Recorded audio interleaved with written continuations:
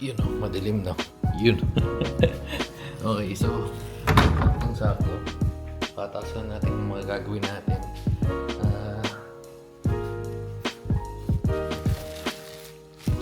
Yung isa lang dito. Kung hindi man dito, so, bubuksan natin kasi nung nakaraan, di ba, bumili tayo nung USB-C or USB-A. Hey Google, turn on hallway. So yan, bumili tayo Hallway on. Bumili tayo ng hallway. Bumili tayo ng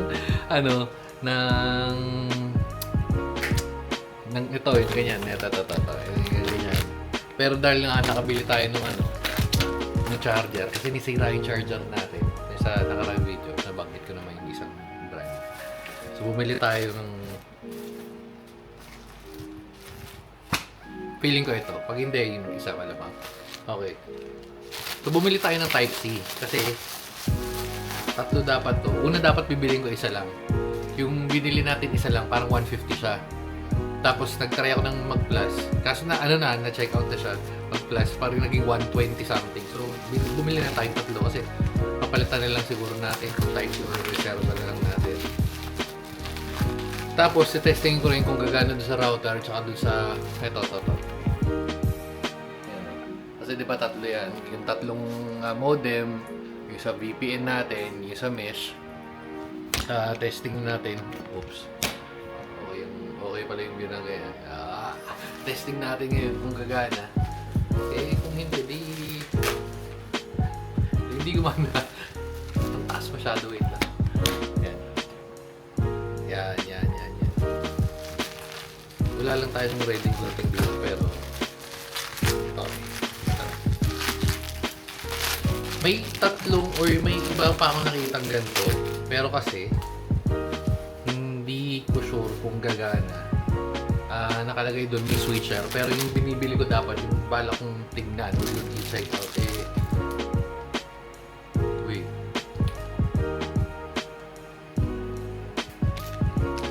Ano ba to? Ayan o. PD 65 watts. Pero PD ba daw?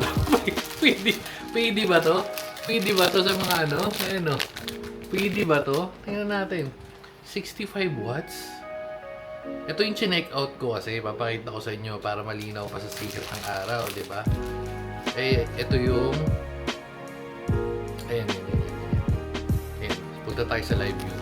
Pag tinignan nyo dito, nakalagay sa kanya, ayan o.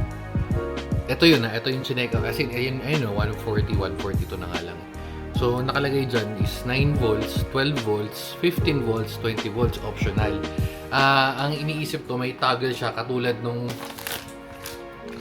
ganito. Kasi ito may toggle, either 9 or 9 or 12 volts. Ito bang USB-C, auto switching ba siya? Set testing natin. Kasi pag chinek out mo yan, ayun o. Okay, lalabas yung address ko kasi, wait lang. Wala siyang ganun eh. Tapos yan, pagka itong isa naman, ito yung ginagamit natin ngayon. Ito rin yung store niya yun. Dito rin ako bumili nun. Kaya yan, 12 volts. Ayun o. Hindi ko ito lang yata dapat eh. Pero kasi sabi niya, 18.5 volts eh. 20 eh no. Sige, testing natin. Pag di gumana, back to seller.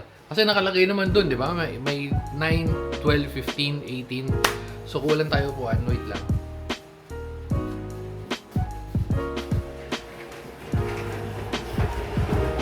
Lang yung bubuksan muna natin kasi baka hindi nga gumana eh. At least mas madali. Aray ko. Yeah. So anong i-turn? Ay ito sakto eh. Naka-ready na yan. No? Nakita niya. Steady naman siya ngayon. So okay naman yan. So dito natin balak isaksak. Tsaka mas maliit, di ba? USB-C. So ayun. Iba itong mga dati. Ayun, naka-ready yan. Naka 12 volts, 12 volts, 12 volts. Ngayon, problema natin pag di gumana yung isa. Ito naman, Type-C. Sige, tingnan natin. Okay, so ito na, the moment of truth. So, open tayo isa. Ang bala ko kasi, ayan, itong VPN, na-testing ko kasi, yung sinaksakan ko nung yung 12 volts na gano'n, gumana nga rin. tingnan natin kung gagana to. Yan. Check. Open natin. Hindi natin ay, nagbukas na nagbukas. Hindi na natin sisirain tong plastic kasi mga, yun nga, hindi gumana. At least mas madaling ibalik. Ikot-ikot lang natin to para clean looking shade siya. Ang gara nang mag-video na nandito sa ano. Guys, kararata. Anyway. So, sana gumana. Kasi pag mas gumana to, ay mas recommended ko to kasi halos lahat ng devices na naman ngayon naka USB-C. So, globe na lang siguro. Ito yung pinamalapit para makita nyo rin. Ayan. Ayan, globe. Ayan, video yan. Dapat apat yung ilaw niya.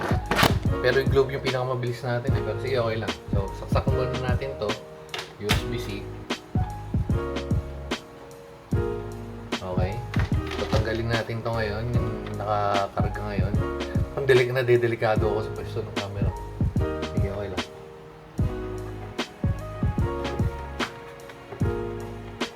Okay. Tanggalin natin. Wala ng power. Ayan, ito yung saksak ng USB-C. Try natin.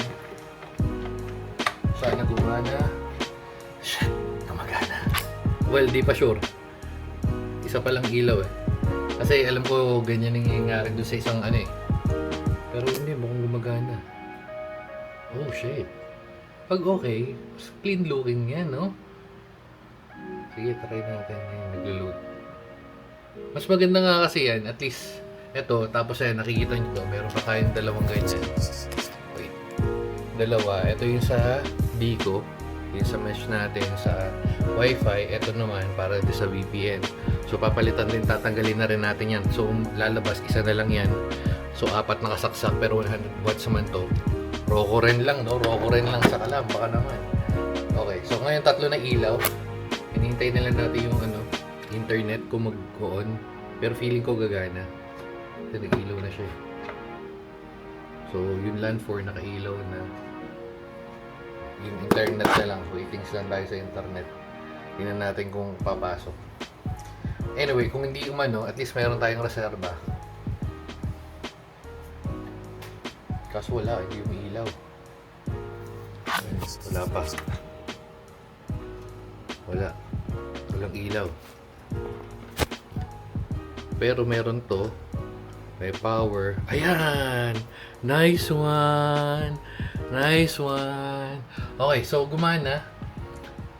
Pero ang galing, no? Ano yun? Yes, bata. Marga. Yes. Galing, no? So, sasaksak na lang natin. Set-up din lang natin. It's para medyo malinis. Tapos ito nga, sabi ko nga, ito papalitan natin ng Type-C na rin para. Pero kasi 3 lang yun, no? Kulang isaksak natin ngayon. And gagawin ko na lang 3 dito, tapos 2 to, para at least medyo malinis pa rin tignan. Okay, so dito na muna natin tatapusin. Bye-bye na mga guys, na-resting natin. So gumagana to, para sa mga modem, basta 12 volts. Gumagana rin to.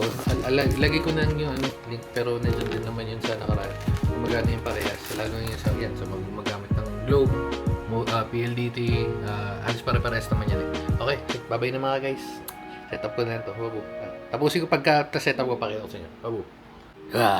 Okay, tumagal lang onte. Habol ka lang. Ayan na. Clean looking shade na. Tingnan nyo naman. Isa na lang nakalagay dyan. 5 yan. 1, 2, 3, 4, 5. Lahat working. Isa lang. Ito, hindi siya, or hindi gumagana yung USB A. So, ginawa ko, itong dalawa, ito yung USB-C. Expected ko na rin naman, kasi sabi ko baka, ewan ko, feeling ko lang hindi siya gagana, na hindi nga siya gumana. Kaya ko nag-click niya, kakalipat lang kasi natin. So, ngayon, itong USB-C na to, ito yan, 1, 2, 3, USB-C. Tapos yung dalawang 12 volts na yan dito. Okay? All goods. Uy, di ba all goods. Ito yung mga pinagtatanggal natin. Oh. Yan, wala na yung cable na yan. So, pwede na natin linisan yan. Okay, bye-bye na. Babu. Bago ko pala tapusin. Ang backup plan natin, kasi nangyari na sa atin yan. Nasira nga yung natin. Nasira nga yung charger ng nakaraan. Suggested ko dahil 5 yung setup nyo ganyan. Just in case Bumili ka ng backup. Again, 500 lang naman yun. Kung gusto yung malinis tingnan, parang 500 lang. Dagdag ko na lang din yung link. Okay na, sige na, bye-bye. 500 yung yung charger para nanonood lahat. Sige na, bye-bye.